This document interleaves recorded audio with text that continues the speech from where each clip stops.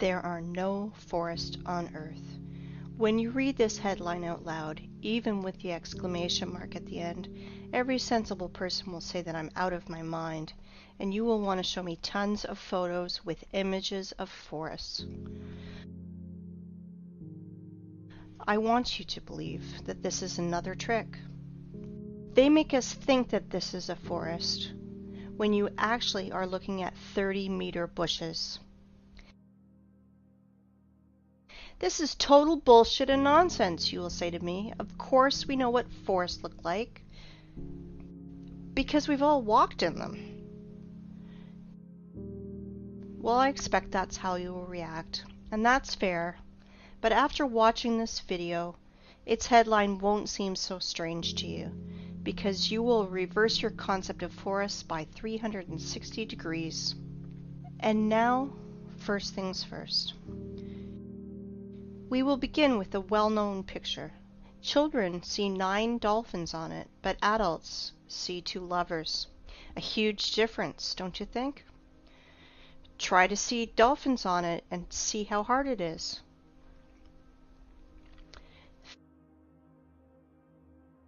Feminine fruities just won't transform into dolphins for most adults. And that's funny because it's the opposite for kids. There is only one picture, but we see it completely differently. What is more, children and adults can't exchange perceptions. Why is this the case? It is simple. Eyes see the way the Matrix ordered them to, but that's not the way the real world looks. Our eyes become traitors over time. We were blinded while in childhood. The outward world is quite different. We see things through a prism of habit and experience. And this prism distorts everything completely. At 30 years of age, this prism works to protect your mind. And at 40, you could go crazy without this prism. Do you think I'm exaggerating? Look at this photo. I'm claiming that it is from a mesa that was formed from a magmatic melt from the Earth's depths about 200 million years ago. You think I'm out of my mind? Maybe you're out of your mind. You will understand soon. We'll come back to this plot of grass later. For now, remember how we bumped into this old stump. Sometimes humans even try to take photos trying to hug the unhuggable trunk of a tree. But really, think about it. Old trees are a rarity. They are all registered, they are tracked, and are being kept in reserves, like memorials of nature. There is an uproar on the internet about forests. Why all forests in the earth, even in Siberia, are not older than 200 years old? Where are all the giants? It is right that the people are in an uproar about it, but I want to look at the problem from another angle, from the side of the Earth's poles. The thing is that even Soviet biologists found strangeness in the poles, and unnatural amounts of water kept in the ice and snow, and there's an unnatural percentage of carbon dioxide in the world's oceans. This abnormal concentration tells us exactly about a worldwide fire of the past. Using simple math, those scientists come to the conclusion that those fires carried away 99% of the Earth's biosphere. We all know that living cells consist of hydrogen and carbon, so the ice on the poles are made mostly from water, from burned organisms.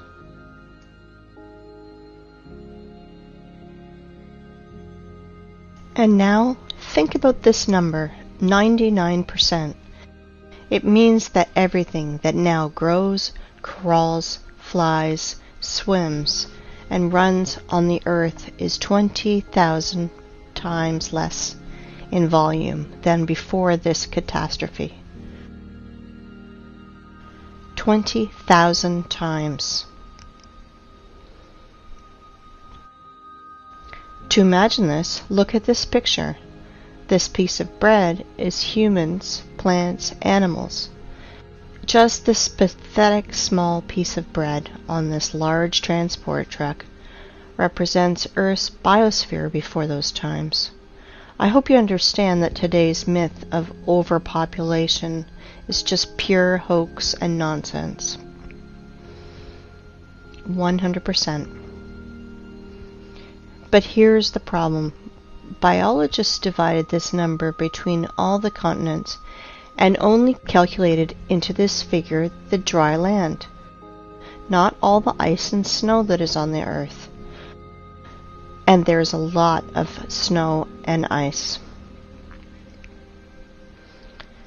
Fact is fact. But as always, illumination can come suddenly, and stereotypical thinking is to blame. 30-meter tall forests are like a virus that takes over both our brains and especially the brains of biologists, which prevent us from finding a solution to this problem. If plants can't fit broadwise, then we should fit them upwards, and then it should make sense.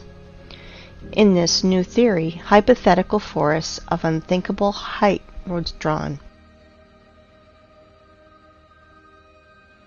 And here's the thing. We found these old photos. This is the vandalous felling of the sequoias in the California redwood between 1880 and 1920. These trees miraculously survived the planet's bombardment in 1816. Just imagine how many years this tree needs to grow to these sizes. Then these terrible men come with saws and axes. 1, 2, and no more tree.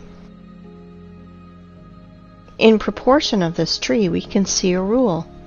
The diameter of the stump is 3 times bigger than the woodcutter's or feller's growth. Let's look at this formula. You just think about it. You are entering a forest that is not usually 30 meters, but 100 meters. Here are your fairy forests from fairy tales and books. Forests that are lost because of such barbarians. I understand that they are just wage workers, and they must feed their families, that this is just an order from above. But if every single woodcutter refused to carry out these criminal orders, all the forests would be saved, because their demon bosses are too arrogant to do it with their own hands. And that is why I will send these merry woodcutters' defenders to a well-known place. Look at this photo carefully. They look like satanic bacterias that want to kill the forest organism. For those who think that trees were killed just because of wood materials, I want to dispel your claims. Trees are energy generators. They produce constant electricity, oxygen from photosynthesis, food. They have a root network and are programmed to exchange data.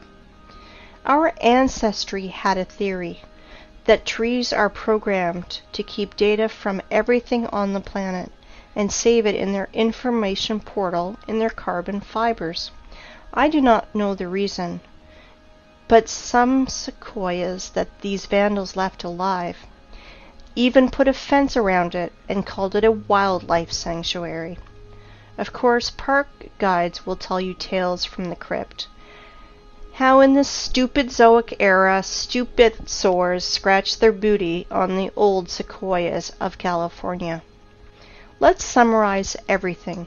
Remains of the giant trees of the past are found. and homeless ice and snow of the poles took their place in the mosaic. It seems like everything is clear, but it is not. Nothing is so simple. If we take myths and legends of all nations, you can find lots of stories about people, animals, and plants morphing into stone. This is normal because paleontologists all over the world dig petrified fossils of humans, animals, and plants. There are so many of them that old museums are overfilled with petrified fossils of clovers, frogs, lizards, pieces of dinosaurs, and so on.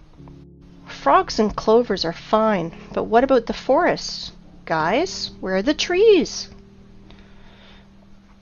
Old sequoias of California do not fit here because they are made of carbon. It means they are not related to the Silicon era. Why do I know this? First off, they were cut and sawed by standard instruments. All axes and saws would break if they had to cut silicon. So where are the silicon trees, if those giants from carbon are not related to the Silicon era? Guess what? They were found. Guess where? In the same North America, in Arizona to be precise. Ah, this zone of the Aryans. There are so many things going on there. The giant quarry that is now called the Grand Canyon. Like one person under the nickname Wake Up Human said, it is an apogee of the cynicism to name quarry waste as a national park. It is not a national park. It is just a quarry. And think what the ancient Russian word's root kolo is doing in the opposite part of the world. And the root ra, I won't even mention. Here is the city of Aryans, from which left only the vortex that made Hooligan meteorite 50,000 years ago. That's how Wikipedia is telling us this total bullshit. Oh, and by the way, here are our silicon trees. I wanted to introduce to you the museum under the open sky. Petrified trees here are just scattered in the desert and also fenced. Everyone today can visit this circus called Petrified Forest National Park. In this park, petrified fossils are not common. They are unique. If turtles and frogs were petrified in pale gray boulders, then this trees morphed into semi-precious stones.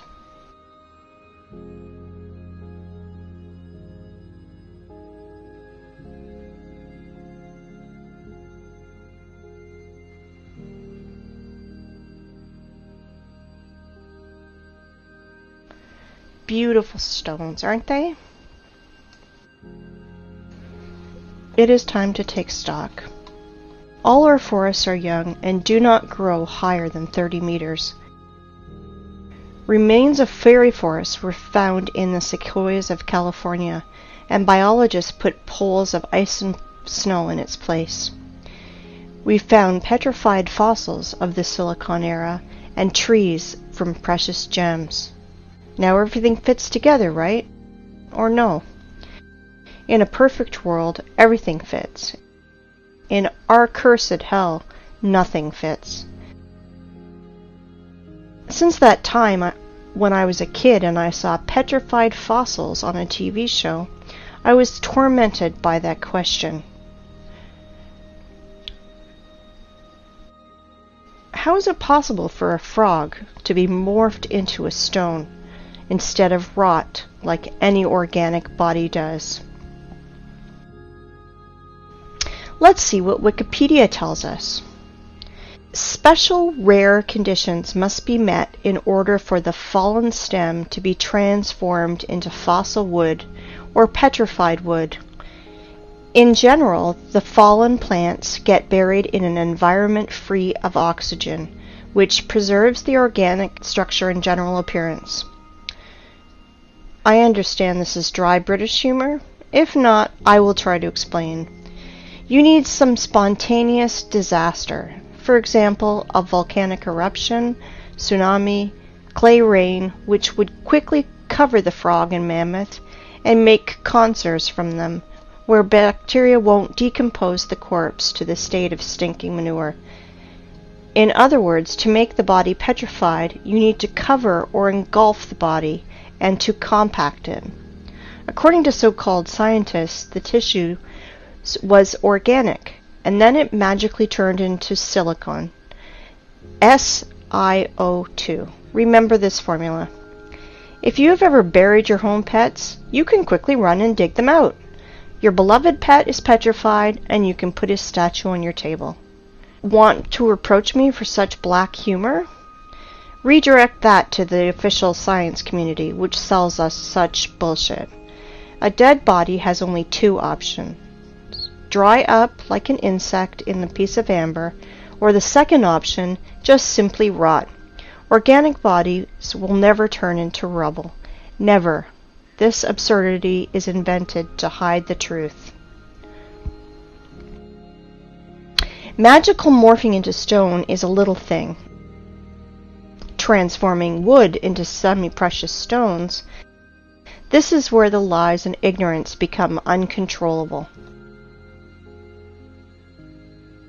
Tell me how a stick of wood can become a semi-precious stone. You may have no answer, but I do, and we will discuss this later. For now, let's analyze what these gems show. I do not know about you, but I am confused by 3 points. First of all, according to the official story, these trees lost in an unequal battle against a neighbor volcano. Attention, 225 million years ago. But wait, there's more! This wood not only burned in hell's fire, not only rotted into the wet ground, against all the laws of physics, chemistry, and biology, just transmorphed into precious gems. David Copperfield is nervously smoking on the sideline. But this is not the end. Trees are not broken. Trees are sawn into even, accurate pieces. Well, I want to know the name of this brand of chainsaw that Aborigines use for this. I am joking, of course, but the conclusion is that this is not a museum, but stage theater. These trees were sawn and brought here by someone. You know, only a true fool would believe in the magical transformation of wood into precious stones and gems. Here's another question. For what purpose did they make this circus with all these scattered pieces of silicon life form? And did you pay attention to how small these silicon trees are? They are incomparable, even with the sequoias of California. But this one is simple. They are not trees. They are trees' branches, giant silicon trees. And these trees were so big that American sequoias near them look like sticks near the baobab. And while tourists are freaking out over these precious gems, no one is paying attention to the background, because everything is hidden in plain sight. To understand what I'm talking about, let's return to our favorite plot of grass. And I want to ask you, what do you see? A tree stump in the daisies? But I continue. This is mesa that was formed from the magnetic melt from the Earth's depths about 200 million years ago. Do not believe me? And now? Let me introduce to you, this is Devil's Tower, mesa, or so-called laccolith, that was formed from a magnetic melt from the Earth's depths about 200 million years ago. At least that's what Wikipedia tells us. And billions of people believe that this is mesa, laccolith, or a mountain. Really? Let's come closer to our tree stump. to look at his fantastically inexplicable columns. Let's look in the Wikipedia ones again. Igneous rock is formed through the cooling and solidification of magma or lava. Really? What a smart magmatic melt! It's just stood still and froze in the appearance of a perfect hexagonal column for 300 meters in the sky. You can synchronize your instruments with these miraculous columns. Were they squeezed out of cream injector, then tied in a bun like a broom, and then a big giant fan blew near to help the columns to curdle faster? Maybe the columns of Parthenon or Isaac's Cathedral were built in the same way. Gentlemen scientists, are you out of your mind writing this garbage? Humans, are you out of your mind believing this garbage? Claiming that this geometrical masterpiece appeared as the result of a lava fountain is the same bullshit as claiming that a racing car appears on the track because of an explosion at a Ferrari factory. Have you ever seen what a fountain of lava looks like? In those times, lava had artificial intelligence. Really? Comparative analysis. All columns are hexagonal. Why exactly hexagonal? Because the universe's masterpieces are built in this form. There are no snowflakes exactly the same, but all of them are in a perfect hexagonal shape. Bees, too, without the knowledge of mathematics, correctly identified that the regular hexagon has at least perimeter among all the other shapes of equal area, so you can fill this shape most efficiently. When bees build honeycombs, they instinctively try to make them as roomy as possible and spend as little wax as possible. Hexagonal shape is the most efficient, economical figure for building honeycomb. Blind sheep cannot understand that our universe is fractal. That is why there is no difference in what scale you study it. In the scale of a mountain or the scale of a tree that everyone has outside their window. And now let's open a botany textbook. Let's find the structure of any plant and let's compare it with our giant stump. We won't go deep into this. We only want facts that fall into our hands from the stump's photos. So it will be useless to try to argue against those facts. I want to introduce you to the cross-section of a stem of flax. Well, well, gentlemen biologists, are you noticing anything? No? Look, it seems like honeycombs in the middle. Wowzers, and they are all hexagonal. Well, well, what a coincidence. If we remove skin around this flax, our stump skin is the same. Let's look at the small rocks around it, and guess what? Flax looks exactly like our stump from the bird's eye. They look identical. Exactly. The stump's fibers, like the fibers of the flax, has a hexagonal shape that is strictly preserved. It is geometrical the entire length of the stem, and that is as much as 384 meters. I want you to pay attention. The stump's fibers are even stricter in their proportion, as we learn from the botany textbooks. They are no different for the whole length, but are relative to each other. It is a branch of armature hexagonal cross-section after leaving the metal rolling mill. The fibers are not attached to each other, since they freely exfoliate and fall as the stone erosion goes. Each fiber out of our stump is covered with a thin skin, exactly like fascia, a thin sheath of fibrous tissue enclosing a muscle or other organ. As you see, petrified skin contacting winds and moisture is cracking, exfoliating, and showering, and this is direct evidence that the fibers of the stump consist of at least two components placed inside each other. Fibers do not go into the ground vertically. They gradually bend to transform into the root system like every tree does. As you can see, the official story of spontaneous and accidental solidification of lava is 100% bullshit and falling apart quickly. In 1977, Hollywood made a film called Close Encounters of the Third Kind, with Devil's Tower playing the main role, where we were told 100 times that this is a mountain where we can meet aliens, but this garbage is suitable for fools only. But where were your eyes, gentlemen? Hey, biologists, geologists, paleontologists, are you here?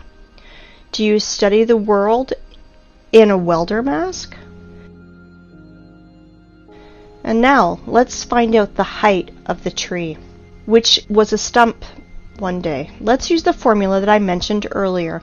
The diameter of our stump is 300 meters at the base.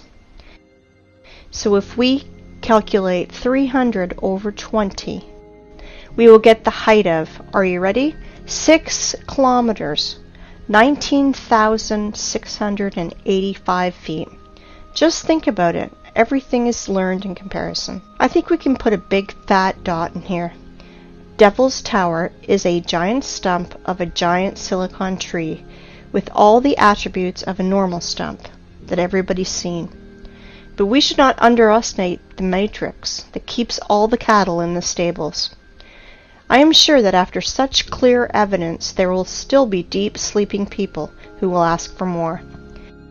If you think that that's all my arguments, I want to disappoint you, because I have so many trump cards up my sleeve, and I will enjoy every moment that I will throw them on the table. Well, we figured out everything about this stump. Let's move to another one. Yes? And you thought that this was the only one?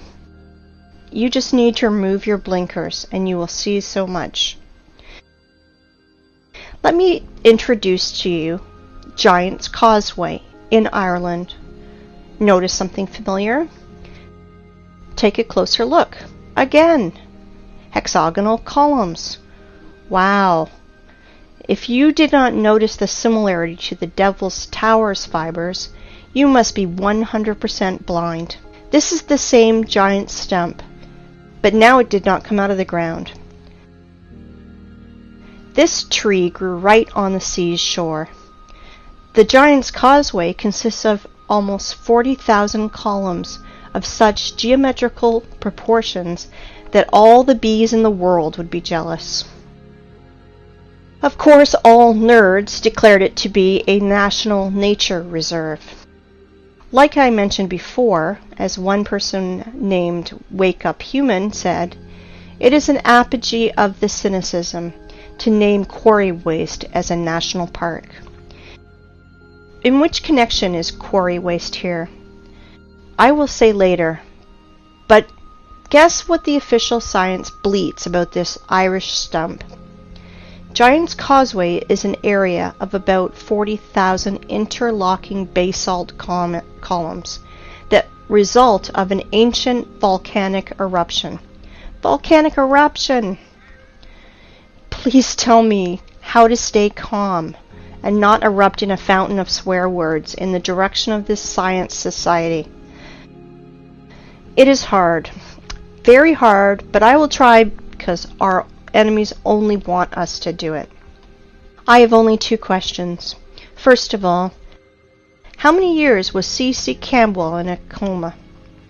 And second, why do bees' honeycombs not declared as a result of an ancient volcanic eruption? Because they are not distinguishable at all. It's no less strange why street sidewalk tiles are not declared as a result of an ancient volcanic eruption. Show me a single difference, nerds. And now I'd like you to come back to our old method and compare Giant's Causeway, but this time with real lava. I want you to remind you how lava erupts and flows, and this is how it congeals. And now let's compare Devil's Tower.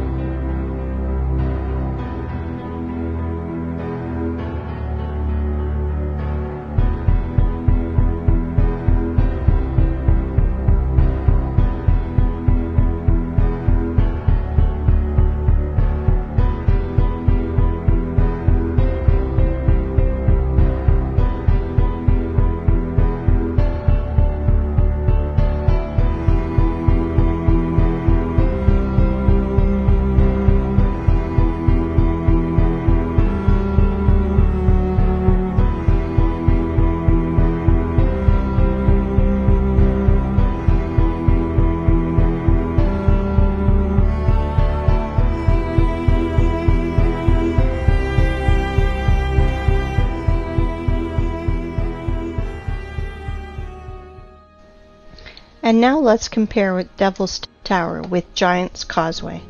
Oh, sorry for my French. I mean, let's compare Silicon Stump with Silicon Stump. Somebody still believes in the lava fountain? If I didn't know about giant silicon trees, I'd rather believe in a giant cream injector and a fan, but not in volcano garbage. If you think that these two giant silicon trees are the only thing that I can show you, then you are mistaken. There are loads of them on the planet. The funniest thing is that normal people do not realize that they are stumps. But official science realized that seriously, that they should find out how to hide these trees from people who ask too many questions, and they invented a genius name for these silicon stumps: the basalt cliffs.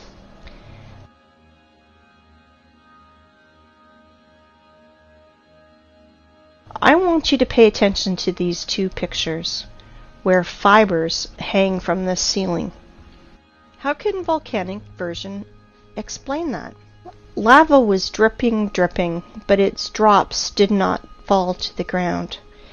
The drops stuck by their hexagonal honeycombs to the major neighbor drops, which somehow reached the ground. Look at this picture. Just an everyday photo with this girl. It's good. But the only thing she does not realize is that she's sitting near the stump of a silicon tree. All artifacts are in plain sight, but the prism of the matrix do not allow us to see 9 dolphins. There are tons of silicon stumps in the network. You can research this topic yourself. Google will help you. Let's move forward.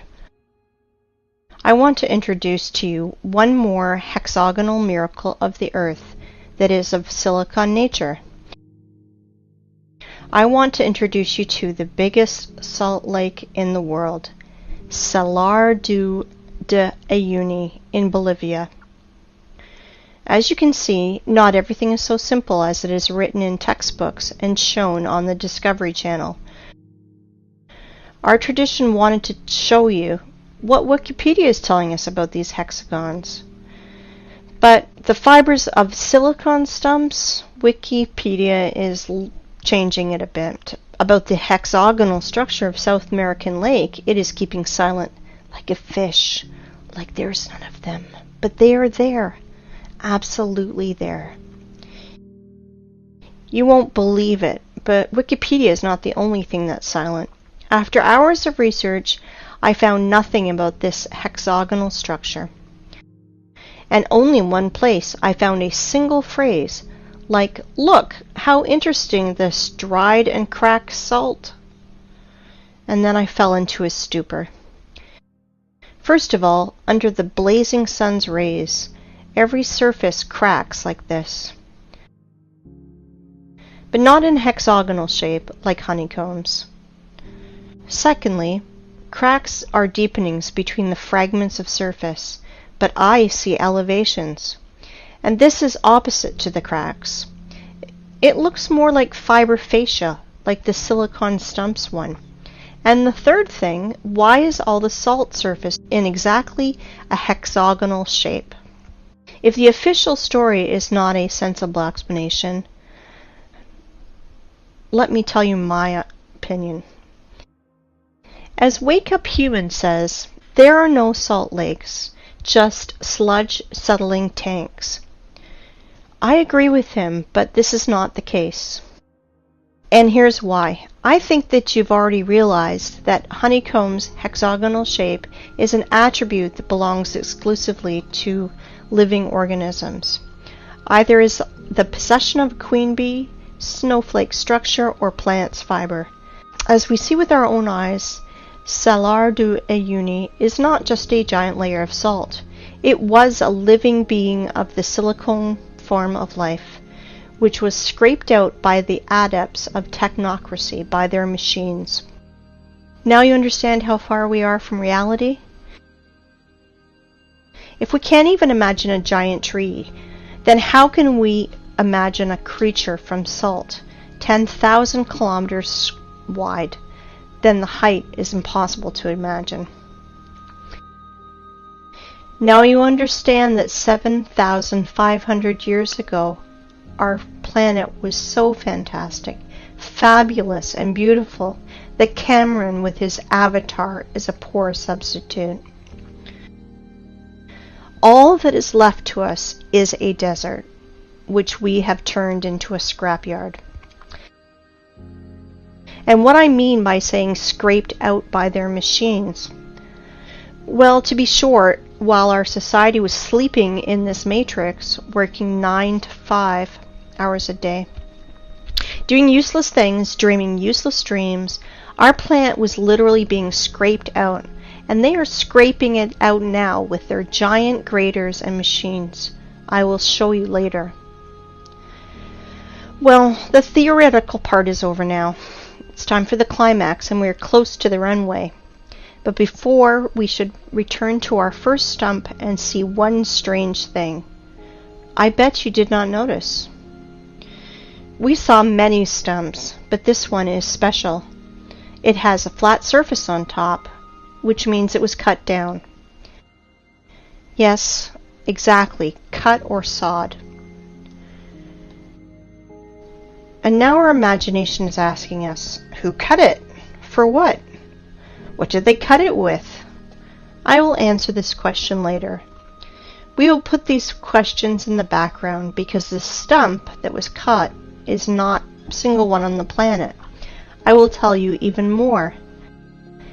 Devil's Tower is a small one compared to the others. Boys and girls, our aircraft is ready to fly. Of course. Well, we have no course. We will fly around the planet. Fasten your seatbelts and better hold on to the handrails, because everything you will see will overturn your notion of rocks and mountains. Let's go! While we're flying, let's play a game. Find 10 differences. Though there are only 2 differences, material and size.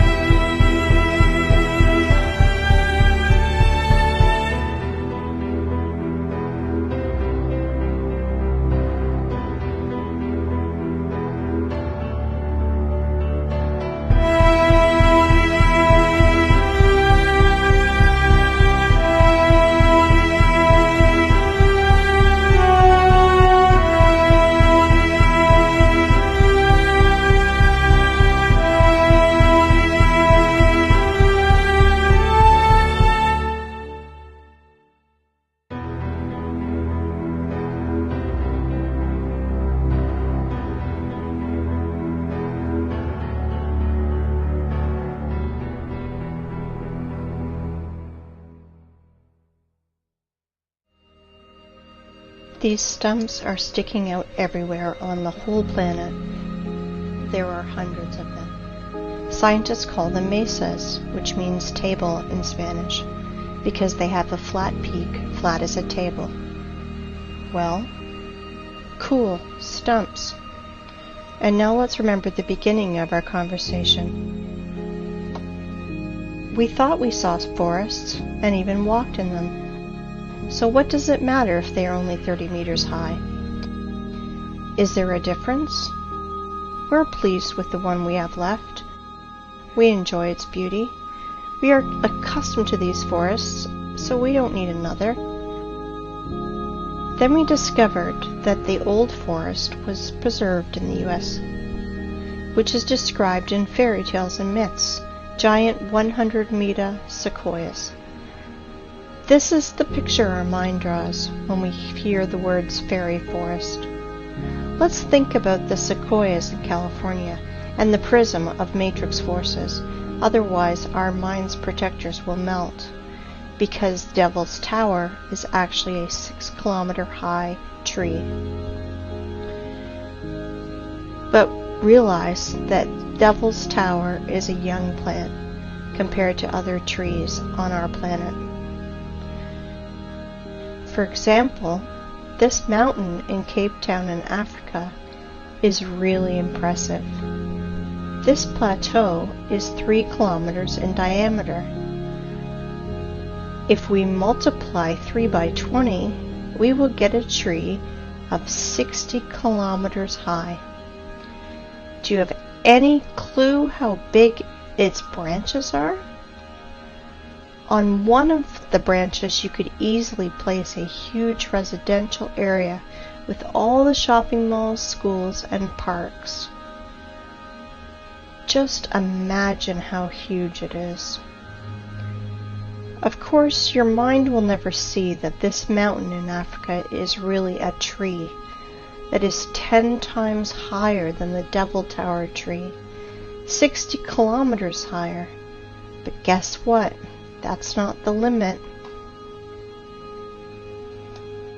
In the work of Russian scientist and poet Alexander Sergeyevich Pushkin, we can read about giant fairy oaks that was on the Bayan Island near Lokomori, and we now believe has been killed by our government. That oak was supposed to be the center of the earth and was some 100 kilometers high. Not sure how high, but for sure higher than the Cape Town one. This oak was the biggest plant on Earth. Remember in the beginning I mentioned our prism of the mind that helps to preserve it but distorts reality? Ask any person to show you trees on the right photo, and he will immediately put his finger on the green on the ground. Without noticing that it's only pathetic bushes, it looks more like moss in comparison to this size. But definitely not a forest.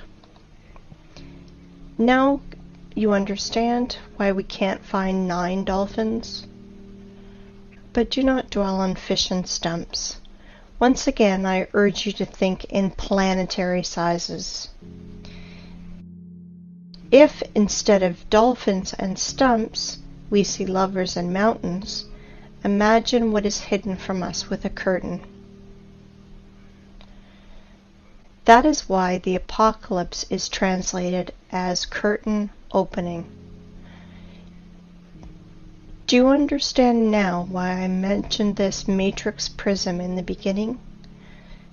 Through which we are looking, and it turned out that we see nothing. The real world is different. I can call today's state of society a real dream, and the sad part is it is not figurative.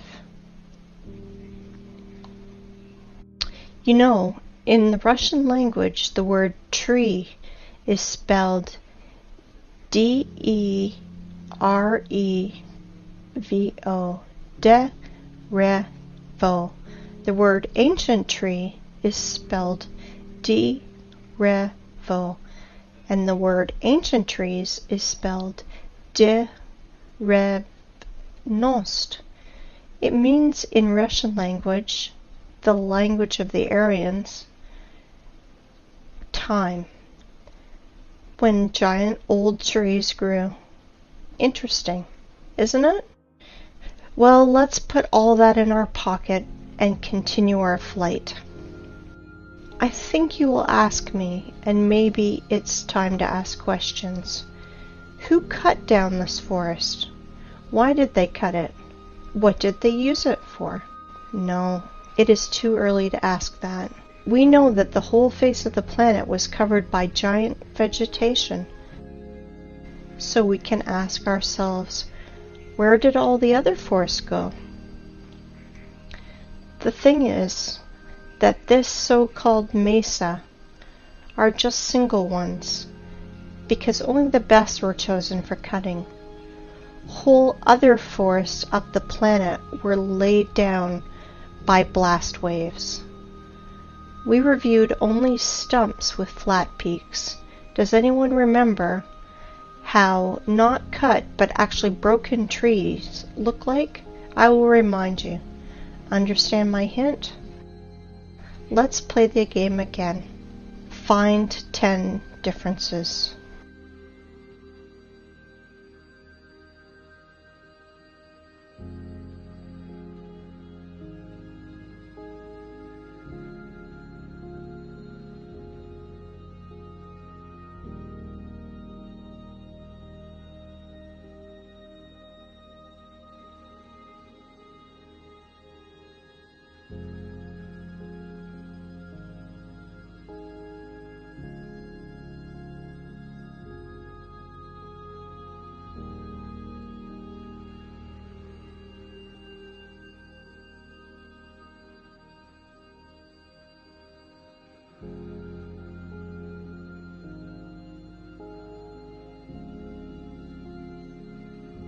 I think you understood the meaning of my words.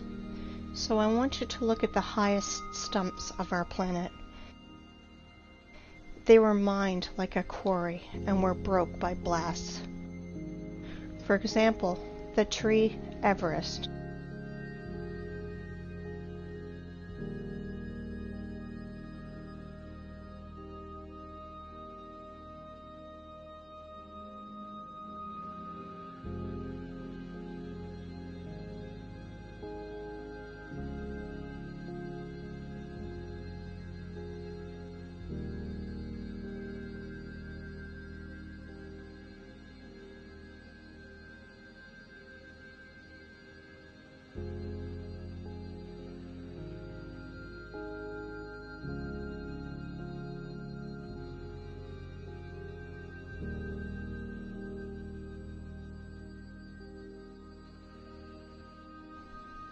Have you already guessed? There are no such things as rocks on our planet.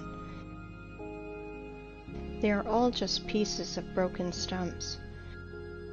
You can look at millions of photos, but the only thing that you will find is corpses of our true environment. How official science explains our origin of rocks, I think you guessed too.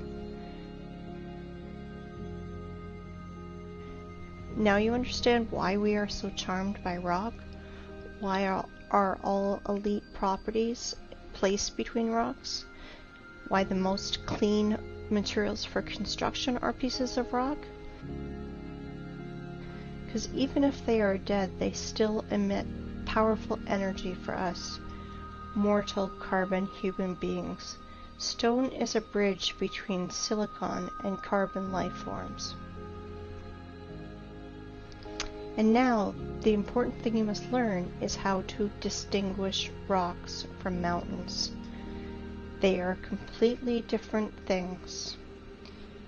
Rocks consist of solid pieces of ragged stone with fragments of fibers that reach to the sky.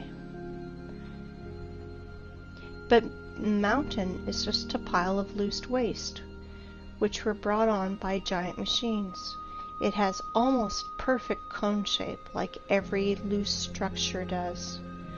Sometimes those piles have chemical waste inside, And sometimes those wastes react with each other, and sometimes they burn, and sometimes explode. And then nerds in white coats scream that they invented a new volcano, and will immediately tell you stories from the crypt. How 200 million years ago this volcano formed those silicon stumps, and explain the origin of our street sidewalk tiles as a result of an ancient volcanic eruption. That is why there's no such thing as volcanoes, rocks, and mountains on our planet. You can throw out these terms from your vocabulary. Okay, let's fly further. So from our window you saw that absolutely all the rocks on our planet are just corpses of the silicon form of life. They are all fallen trees, you want to ask? No, not all of them have hexagonal structure like the Devil's Tower. Some of these rocks have lamellar structure or spongy structure, like our mushrooms do. Like liver is different from our heart or our lung, so our ancient world was so diverse that we can't identify or even imagine lots of species structure like our mushrooms do. Like liver is different from our heart or lung, so our ancient world was so diverse that we can't identify or even imagine lots of species and subspecies. Let me introduce this theme was covered in detail by Pavel Ulyanov. His YouTube name is Wake Up Humans. He did revolutionary work in the theme of geology and bucket wheel excavations work. Let me introduce to you this giant cuttlefish, which is a Badger 288, one of the world's biggest rotor excavators. And this is how those machines work.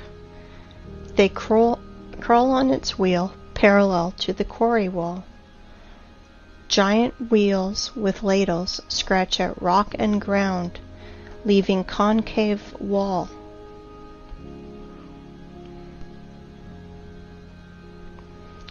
Geologists must be hypnotized in schools while they are students, because why else would they call quarry waste miracle of nature?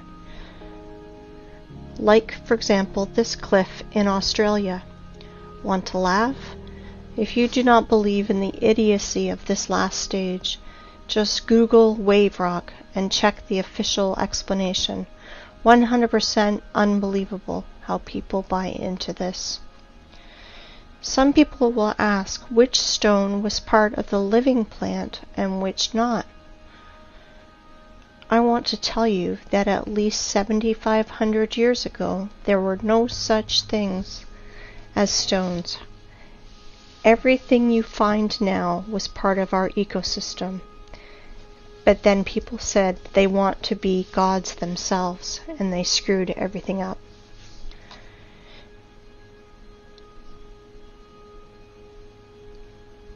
I want to ask you, open your minds. They live, we sleep. But they not only live, they're also killing our planet. They are doing it right now while you're watching this. Wake up, humans. You must review all the instruction they gave you in elementary school, middle school, high school, history, geography, geology. Open your mind. I want you to look at these photos. Today we have lots of artifacts which we can't repeat because of certain conditions as the lack of technology, lack of equipment, or specialists, and which are evidence that our civilization is 200 years ago, and before that compared to us was way more developed, and today's society are just kids in the sandbox. Here are some examples. Bubbleovo Bath, 1784 to 1820. Here is what this man that was near it tells us. Sorry for my language, but they are telling us absolute bullshit. That somehow the master made it for 7 years and polished it every day like Papa Carlo. Absolute bullshit. With all my responsibility as a lathe man of 5th level, I declare that this is machine precision. Concave and convex surfaces of this bath, strictly precise, circle on the whole diameter, very accurate spherical surface in the lower part of the bath. Inside the bath on the bottom, the same super accurate concavity of the whole diameter. This product is impossible to do manually, especially to polish. I have the impression that it only yesterday got out of the machine. And the polish is like from Isaac's castle columns. It's impossible to do without high-class and high-speed polishing and grinding instruments. Next one, Alexandrian column, 1834. Weight is 600 tons, 27 meters high, granite. Impossible to do manually without turning this on a lathe machine. This column has the shape of antithesis. It's simply impossible to do manually. Third, Peru Ollantaytambo. Polygonal docking of blocks. Weight is 40 to 120 tons. The level of adjustment you can see for yourself. Blocks are aligned in 3 dimensions. Capella San Severo. Made from a single piece of marble. This is impossible to do without an advanced CNC machine. For the last 50 years, there was nothing even close to the complexity of this execution. Nothing has been done by any sculptor, even with the advanced CNC machine. Marble tombstone on the Monumental Cemetery Strangolano Museum in Genoa. 6. Stone bridges in Sevastopol. Each polygonal stone of the bridge is essentially a single sculpture, an example of modern work. The stone on the left. By today's standards, it is considered quite acceptable. All cities on this planet were built of stone in the antique style, with pre-designed layouts of streets, avenues, embankments, and so on. All cities had a stone bastion wall. The construction volume, which is often equal to the construction volume of the whole city. Somewhere between 1780 and 1815 we experienced nuclear war. And it is likely not the first time in the world, which resulted in a nuclear winter in 1816. A year without summer. The Anglo-Saxons called it 1800 and froze to death. Here are some screenshots from Google Earth. Photos of nuclear craters in the territories such as Belarus. Such craters are easy to find. White traces around craters are broken limestone, the basic material of that time. To visualize the damage, search in Google Roger Fenton Crimea or James Robertson Crimea and see the pictures, and you will see the photos of these first war photographers that were sent to Crimea in 1853 after the nuclear war to take pictures of the siege of Sevastopol. Compare vegetation then and today. This is an example of a photo of Sevastopol by Fenton. Until the 18th century, houses were built entirely of limestone. for cutting were used advanced machines to make perfect parallelepipeds. Here are some photos of a house in Crimea. All houses in all cities of old USSR are covered in clay for 3 or 4 meters. All houses that are deep in the ground for 3 to 4 meters and have such good quality. It takes 200 years, and during the Soviet era, such masonry of limestone is considered to be very good. This is Eski Kermen. Illiterate guides will tell you that this is one of the cave cities of Crimea, where people lived. And when I asked about this track, I was told that this track was done by cartwheels of local nobility. And this is another so-called cave city of Crimea. And this is a modern quarry where limestone is mined. This photo is made before the revolution of 1917. You can see that from the limestone is accurately cut segments, the bottom of which runs the railway and where a house stands. And now a very important photo of Inkerman Quarry, the name Champani, made in 1890. You can clearly see cut passageways through the hill, 100 meters in width and 80 meters high.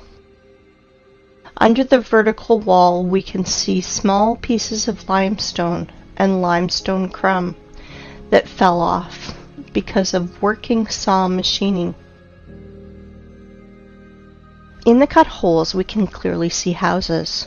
Some of these holes are beginning of catacombs, some of which extend for hundreds of kilometers.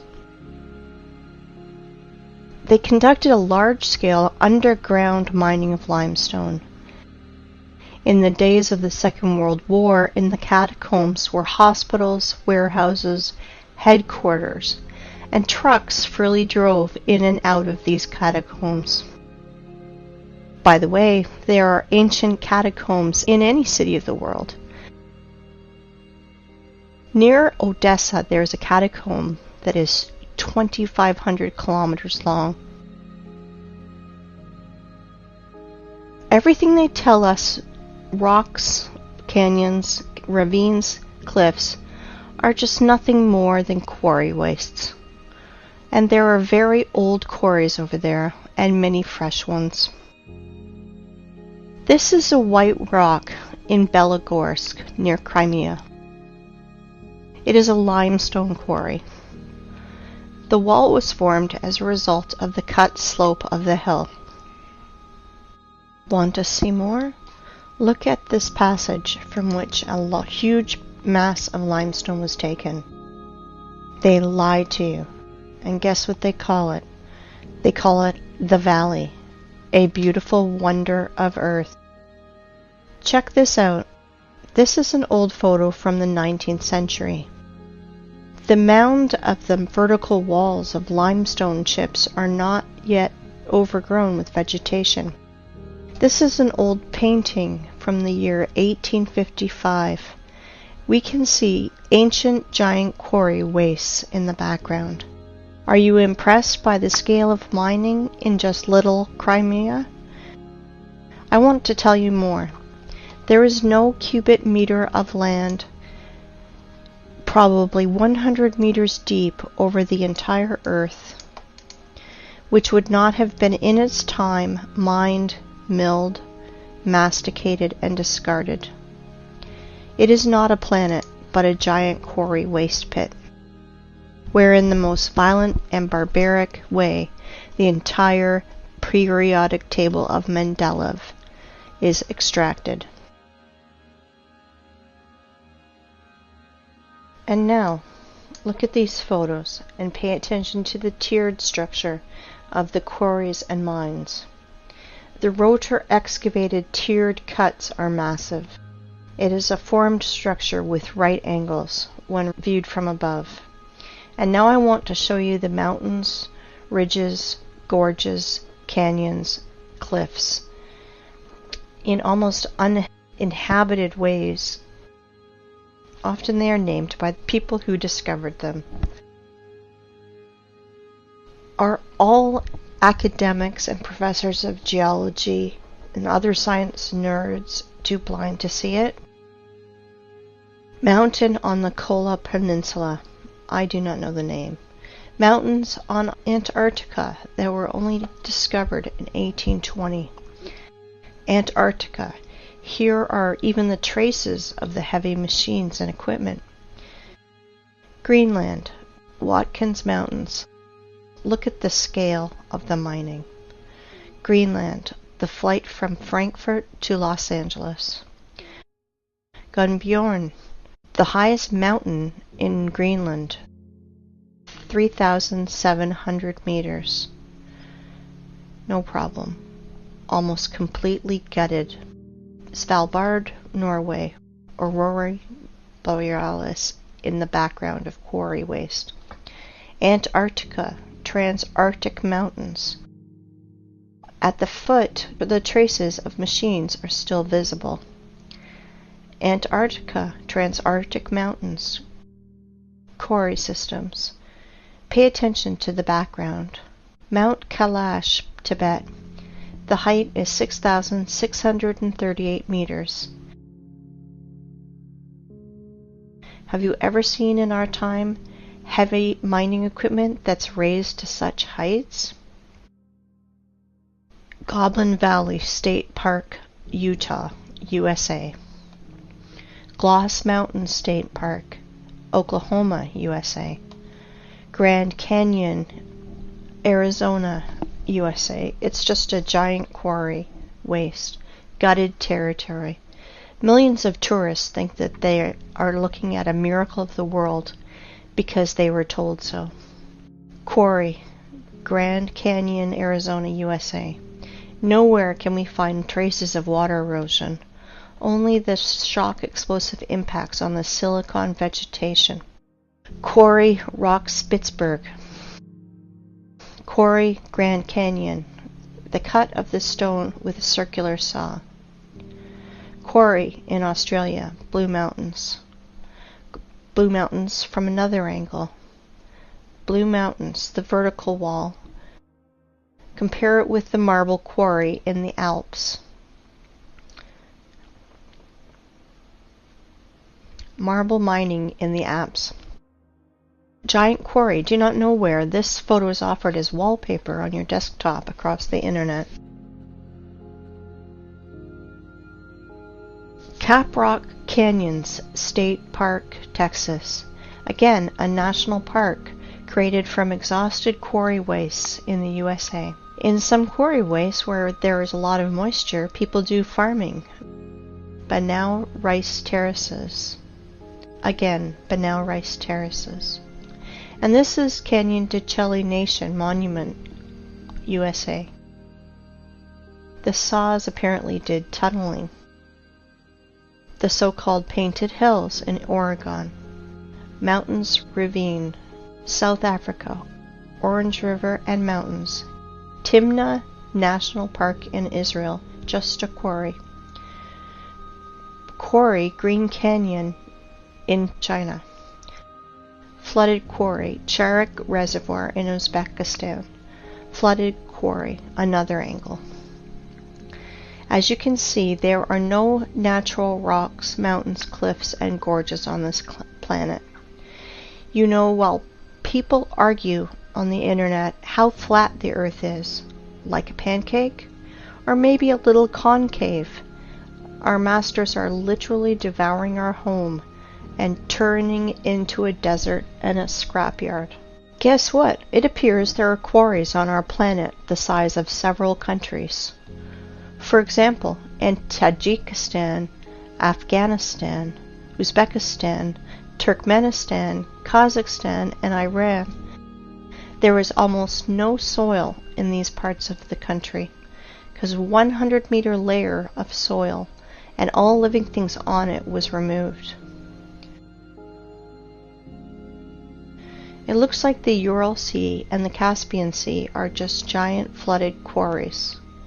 Yes, all areas in the world that is painted yellow on Google Maps are the bottom of quarry wastes. Uzgurt Plateau. In the middle of the picture is a group of cars. If you fill this quarry with a layer of water 1,500 meters high, you will get an analogy of the Sea of Azov. And this is the Sea of Azov, flooded old quarry. The bottom is as smooth as a table on which rotor excavators rolled. The maximum depth is 15 meters. Perhaps thorium was mined here. The edge of the Karakum Desert, the area of which is 350,000 kilometers squared. The impression is that planetary reapers worked here. In reality, quarry, for the rest of the population, Canyon Yangakala, the wonder of the world, in Turkmenistan. In reality, quarry, for the population, Plateau Tozber, Kazakhstan. USA Monument Valley, USA. Previously, this area was several hundred meters high, up to the stumps of the silicon trees in the background. Same Monument Valley, USA. Namibia. The desert is the bottom of a quarry. Egypt. The top layer is scraped out with soil, and all living things on it, also burnt by nuclear blast. Most part of Australia is cut and scraped almost completely. No soil, only red desert left. Australia, Nigeria, desert. The conclusion is deserts are 100% artificial. They emerged as a result of long-term mining activities. Even more, you can easily safely replace the words canyons, gorges, rocks, ravines, plateaus, mountain lake, and just simple lake in your vocabulary to the words quarry, mine, flooded quarry, flooded mine. Krivobor in Russia. Krivobor in a different angle. In the middle of this island, overgrown with bushes, stood a rotary excavator. Kruitvann in Switzerland, obviously the work of a rotary excavator. Siberia, Anabari quarry. And now look at this. This is pile of waste rock in Donbass. The height sometimes reaches 300 meters. Inside them are chemical reactions.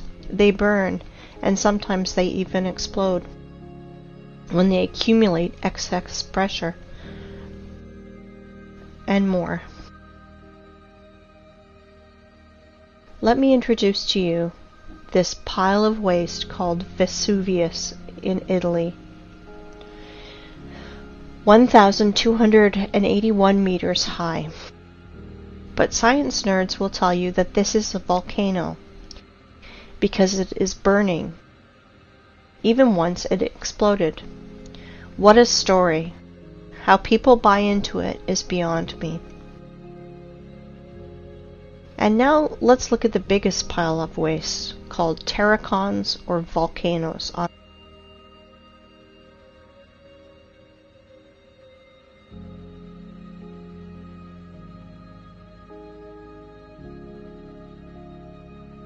This is terracon in Fujiyama in Japan. People, if you think that our masters lie to you, you are still sleeping.